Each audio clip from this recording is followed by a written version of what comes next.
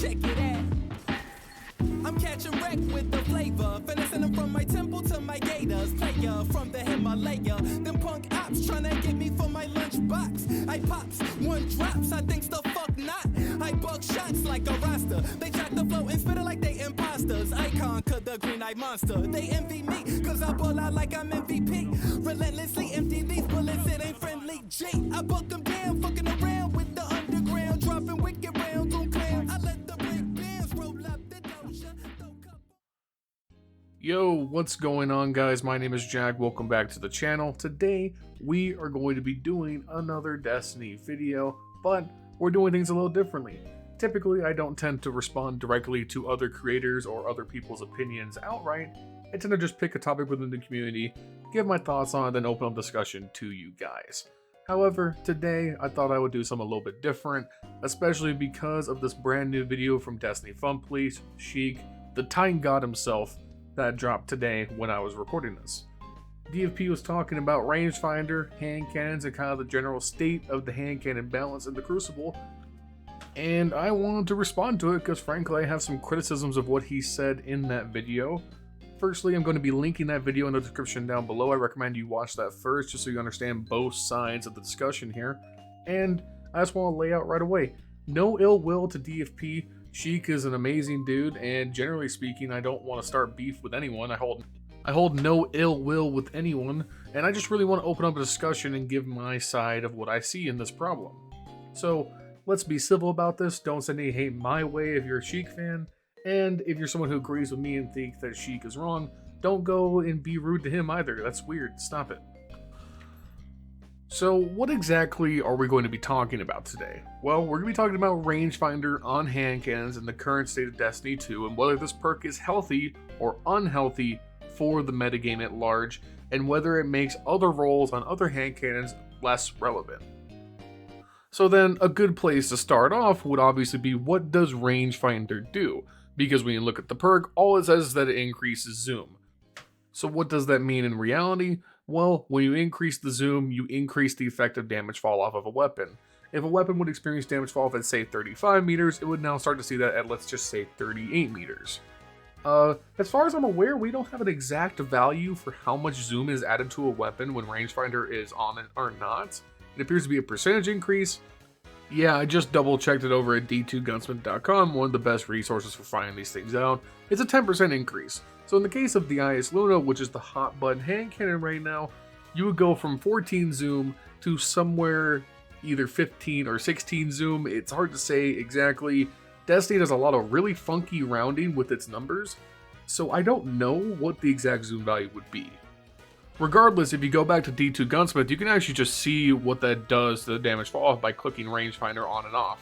Without rangefinder and nothing else, if you just have a plain eyasluna, it goes from 29.39 meters at its aim down sights fall off to around 32.3 meters with rangefinder, adding about 3 or 3.5 meters of range to this weapon.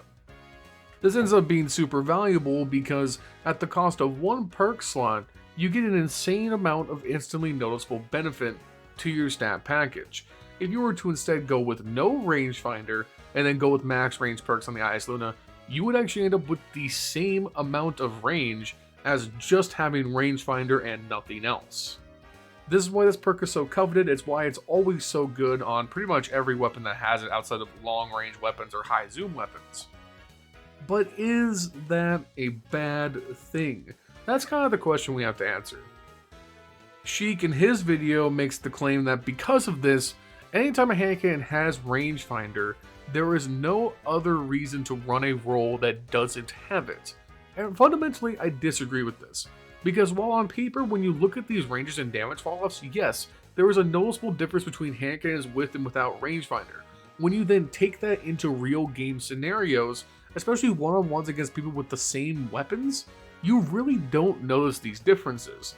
Outside of extreme cases where you're talking about a hand cannon that has, say, 30 meters max range versus a max range palindrome which can have upwards of 39 meters, you're not going to notice the difference of 2 or 3 meters. You know how I know? Because we can test this. If we go into a private match real quick, and keep in mind this is a little bit of a flippant example, but I'm going to use it anyway. Here's me using a non-rangefinder eyasluna versus my buddy Youth who has a perfect max range plus rangefinder eyasluna. He's hitting full damage still, and I am not. I'm in damage fall. I'm hitting 64. But does that matter? I still 3-tap. On paper, Youth has the more advantageous hand cannon here. He's still holding his damage out while I'm experiencing damage fall off.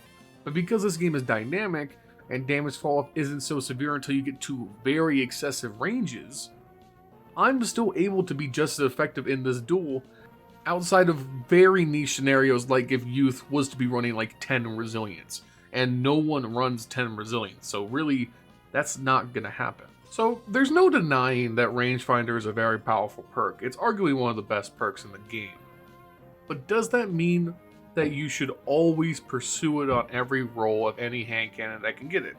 I don't think that's the case, because the flip side of a zoom increase is, well, the zoom increase. Your screen is zoomed in more. That means that recoil is felt more impactfully, and most of all, you don't have the same peripheral vision that you would otherwise.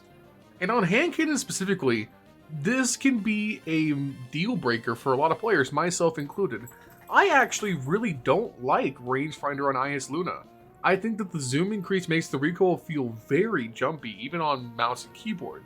However, if we go to another hand cannon, Hawkmoon, I really like Rangefinder there because the recoil still feels relatively the same because Hawkmoon is such a smooth hand cannon to begin with, and I like that extra little bit of the accuracy cone staying further out. I find to be really good on Hawkmoon specifically.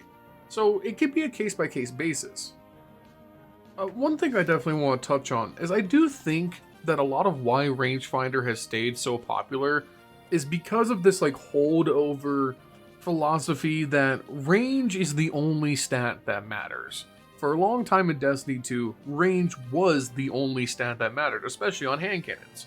It was all range. You got as much range as you could get. You want Rangefinder, high cals, ricochets when they were still bugged and gave zoom. You want only range masterworks. If you had a god roll and you had a stability masterwork, throw it in the trash. But we don't live in that paradigm anymore. Stacking range has diminishing benefits. Rangefinder remains an outlier in how much it gives for a single perk, but range doesn't dramatically increase damage falloff anymore. Let's turn back to eyasluna to illustrate this point. Here is one of my god roll eyaslunas. It's perpetual motion, kill clip, high caliber rounds, sure shot, and a handling masterwork. This is a pretty good roll. Actually, it's a god roll. How much worse is it really than if I had Rangefinder instead of perpetual motion? I think not much. Purely going off of the numbers, without Rangefinder I have around 31 to 32 meters of range. With Rangefinder I have 34.5 meters of range. What I would consider to be a pretty minuscule difference. And a difference that is immediately eliminated the moment that we activate Kill Clip, or Charge with Light, or any of the other abundant, easy to activate damage boosts in the game. I personally main Middle Tree Striker, and I have been maining it for around 3 seasons now, and I have Inertia Override up quite a bit in any given game, even in Trials. So at any given moment, I can outrange a Rangefinder eyasluna.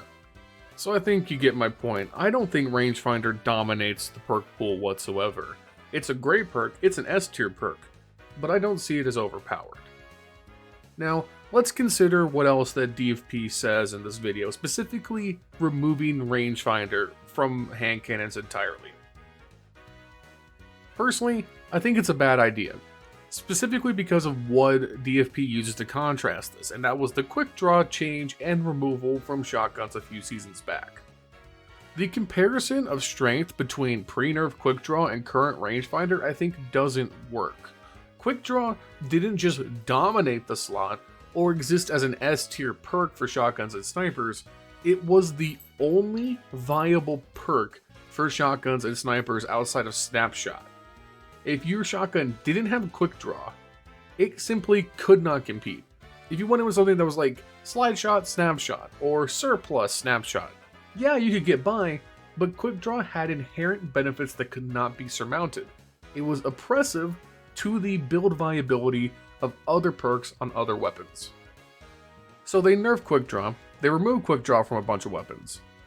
Did that fundamentally change how we approach building shotguns and snipers? No, it didn't. You instantly moved to the next most viable perk that gave you the fastest handling, the fastest swap speed, and the fastest aim down sight speed. We still built our shotguns for the same exact outcomes, just with different perks. The variety was essentially artificially changed. We're still building shotguns that effectively have quick draw, we're just using different methods to get there. Contrast this with if you were to take Rangefinder off of hand cannons, you would actually create a much worse scenario. Because to give hand cannons a consummate buff equivalent to losing Rangefinder, you'd have to 1. Increase zoom by hand cannons, which a lot of people would hate because a lot of people don't like the zoom increase to begin with, or you would have to give hand cannons a significant bump in their average damage fallout, which could create a scenario where hand cannons now creep out a bunch of other stuff that's just on the verge of viability in the meta. Not to mention that the moment the Rangefinder leaves hand cannons, Explosive Payload and Time Payload become the best perks in the game by default. Explosive Payload is already arguably better than Rangefinder because it gives you the same range drop off while also being a flinch monster. Sheik actually talks about this in the video when he talks about Fatebringer. Fatebringer doesn't run Explosive Payload because it has to compete with Rangefinder hand cannons. No. It runs Explosive Payload because it shits on Rangefinder hand cannons. Explosive Payload is an incredibly dominant perk, borderline overpowered for how much advantage it gives to someone because flinch is just that strong. Without Rangefinder, hand cannons like Palindrome, eyasluna, Hawkmoon, name any 140 really that doesn't have Explosive Payload or Time Payload, would simply fall behind. We'd go into a Fatebringer meta like that.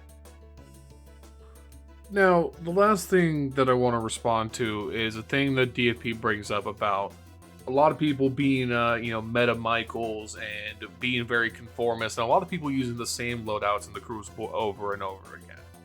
This is kind of a recurring problem. This has been complained about since the dawn of time in the Crucible, going all the way back to D1. I mean, let's be real, it's not some new phenomenon that people are just mainly running hand cannon snipers and shotguns. No, people have been running hand cannon snipers and shotguns for 7 years. They have been the most dominant, easy to pick up weapons for nearly a decade. Does that mean that the game is boring or stale because of it? No, because for me, I derive my enjoyment from the loadouts that I use more than the loadouts that I play against.